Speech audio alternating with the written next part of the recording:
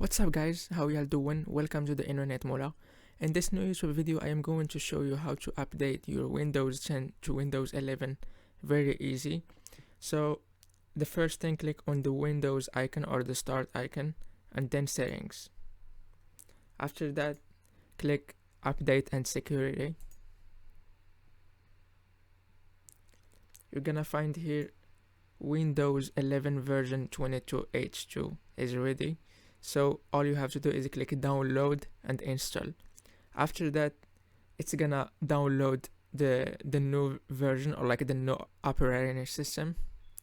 After that, it's gonna install the system automatically, and all you have to do is restart your laptop and you will have Windows 11 without any problem.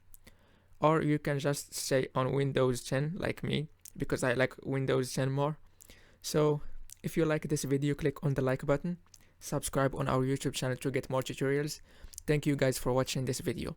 If you have any more questions, you can type your comment below this video or contact us on our email. Thank you guys. Bye.